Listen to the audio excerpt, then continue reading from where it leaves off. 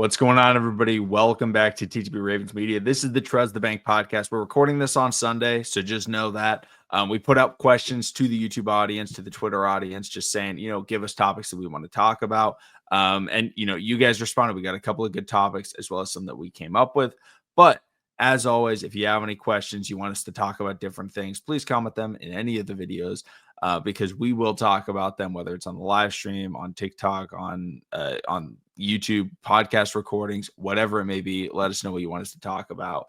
Make sure to subscribe. Goal is 6,000 subscribers before the end of the year. But let's jump right into it. This is a question from Void talking about David Ojabo. And he said, if David Ojabo has a great preseason, do the Ravens give him the rotational edge role over Tavius Robinson, aka the Abominable Snowman? That nickname's gonna stick.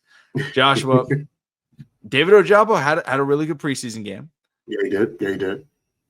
Is it enough to start, giving you the signs of like, hey, this guy's going to be our, we'll say number 4 because the expectation is Mike Green will be number 3, but number 4 on the edge rotation? Man, I said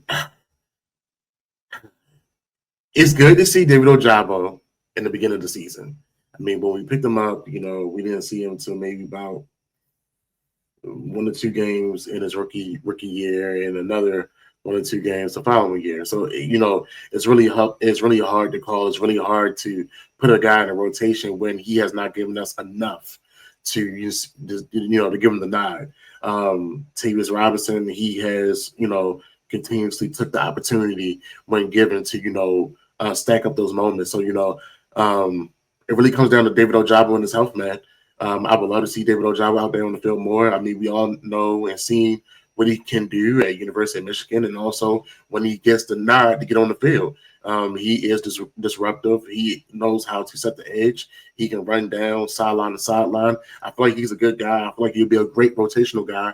A starting defensive end on either the Ravens team or any other team. But it just comes down to the health. So for me right now, I would not give him a nod. I mean, he got 2 more games.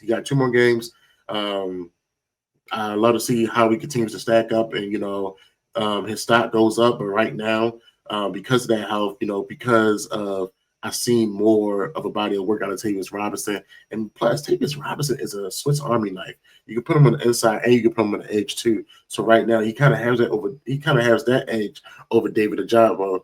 So right now I would say no. What's your thoughts?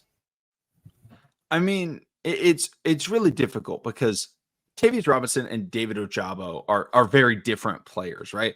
Tavius Robinson, the Abominable Snowman, loves to get out there and set the edge. He's terrific at it. He's very strong. He's got good hands. He can rush the passer a little bit, but he's also a smart football player. He can diagnose the read option. He can make plays on the outside. And he has the athleticism to do it. But he's not necessarily a pass rush technician. That's not what his game is at this point in his career. But he serves his role. He's a very good rotational D-line piece that the Ravens can utilize. David Ojabo, on the other hand, is a playmaker. He's a pass rusher. He is going to try and strip the quarterback. That's something that he did very well in college. And I know Rod was talking about it on the broadcast, how he wanted David Ojabo to kind of go after the strip on Anthony Richardson rather than just leveling him. Yeah. I mean, I'm fine with either. If you want to just absolutely lay out the quarterback, I'm never going to be upset about it. Yes, right. He maybe could have gone for the strip sack, but also like you don't want to take a chance at risking missing the sack because you tried to swat the ball down. The quarterback's able to evade. So, that's kind of philosophical. When he rushes behind the back, he does get strip sack attempts. He strip sacked Joe Burrow in one of his first games of his career towards the goal line, the other goal line. The Bengals were backed up in their own end zone, and he got a really nice strip sack on Joe Burrow. So, overall, I think he has the ability to be the Ravens' 3rd best pass rusher, maybe even 2nd best pass rusher this year as a pass rush specialist. I think our best one I would expect to be Odafe Oweh. I think that he has, or at least from the edge, I think Madubuike is our best pass rusher. I should specify. But Odafe Oweh, I think, is our best pass rusher in terms of skill set on the edge. Then it's kind of a debate between the next three guys. Is it going to be Mike Green? Is it going to be Ojabo? Or is it going to be Kyle Van Noy? And Kyle Van Noy is the vet. He's a smart player, but he's not necessarily this elite pass rusher. Yes, he did lead the Ravens in sacks last year, but that's, more due to coverage sacks. It's not him just winning instantly off the edge. Not that he never does it, but that's not the expectation for him to do it. David Ojabo and Mike Green definitely both have pass rush moves. And I was actually very impressed with how David Ojabo played. And I feel like as a skill set right now, I think he's more polished than Mike Green. But here's the issue with David Ojabo. We haven't seen him. Like, it's very difficult for me to say, oh, yeah, does he win that job over Tavius Robinson? I think the last couple of years, he's had the job over Tavius Robinson. He just hasn't been there to do the job. He's consistently been injured his entire career, which is extremely difficult to put any sort of hope into, like, oh, yeah, like he can go out there and he can get his 5 sacks. Because if he has a full season, he could give you between 5 and 8 sacks. I fully believe that. The problem is he's yet to have a full season in his career. And it's not just one nagging injury. It's just different things that are just eating away at his, promising career. He has talent. That was known. He was looked at as a first-round pick in his draft class before he ended up tearing his ACL, I think it was, at his pro day. Just a brutal loss and brutal injury for him to get. But, like, he has the talent.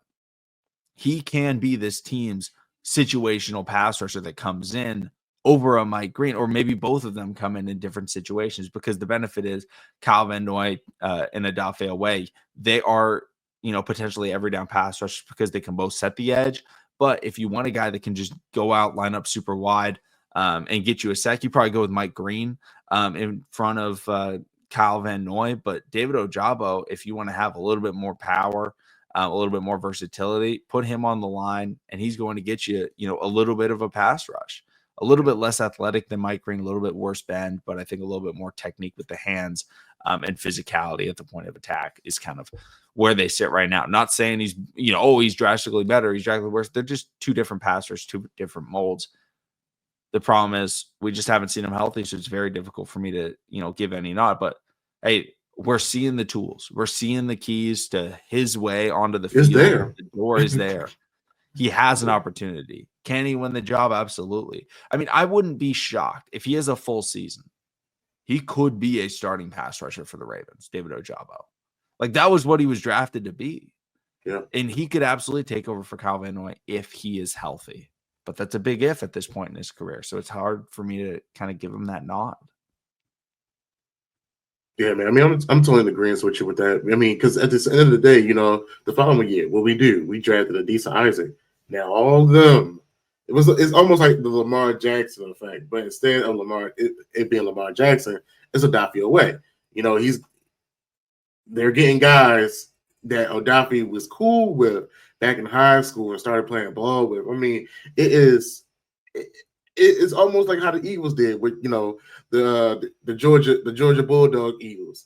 I mean, those guys played with each other, and it's easy to put systematic guys that already have chemistry along with each other, to play. So, when you see the tools, when you see the mechanics, when you see the potential, it's like, man, you just put it all together and just stay on the field. I think that's how we felt just the same way about Rashad Bateman. We saw all the tools, we saw all the potential. Yeah. But at one point in time in his career, he just couldn't stay on the field, man. But when he did get on the field and he did get the ball, he made things happen. And shout out to Rashad of fighting through the adversity, staying mentally tough, because it's not easy. It's not easy for any athlete in any sport that knows they can play on the next level and they get to the next level and they're not seeing the field because their body is not responding. The body's not responding. So it's definitely something that has to be continuously worked out.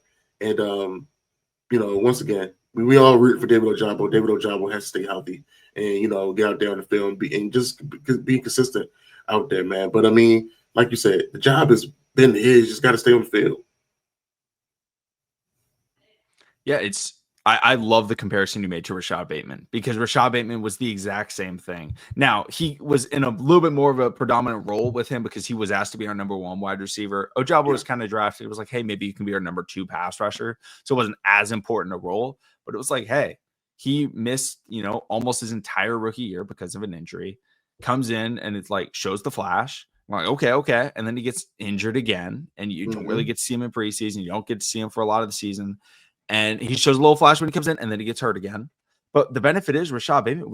We were patient. A lot of Ravens fans were ready to give up on Rashad Bateman, and we kept saying like, "Hey, like when this guy's healthy," and two, we're totally utilizing him wrong. Like Rashad Bateman, not a deep threat. Like let's utilize him as an intermediate chain moving wide receiver, which we started to do with Todd Monken. Thank you, Todd Monken. And he's like taken off, and he's one of the best receivers on the Ravens. He's one of Lamar Jackson's favorite targets. I would love to see that sort of situation happen with David Ojabo, where it's like, hey, when he finally has that healthy season, like Bateman had last year, he's able to come out and be like Bateman was our number 2. Like Bateman had his best year of his career. He was our number 2 receiver. But nobody's looking at Rashad Bateman as like, oh, he's just a number 2. We already had questions about whether or not he's the best receiver on the Ravens, which is, we talked about it. We don't think he's, the number 1 wide receiver, but like he's kind of getting into that conversation. If Ojabo can have his, healthy season and, be a productive player because he has the tools to do it, all of a sudden it's no longer the Ravens don't have pass rushers. It's just like, which good pass rusher the Ravens going to play? Because you brought up Adisa Isaac as well, who we drafted. He also looked good. He also got a sack in the preseason game against the Colts. Like the Ravens have the pieces. They have the talent in this pass rush room. The question is, can they stay on the field? And hopefully that answer is yes. It looks like, unfortunately, the cornerback position is, injuries are already bubbling up. Longerbeam was just put on the IR today, and obviously Kone is out for the season after the injury he suffered. But there's a lot of talent on this pass rush room, and especially on the edge. It's just going to come down to not just who makes the most plays, but in reality, who's the healthiest, because that's going to be the deciding factor in who wins those jobs.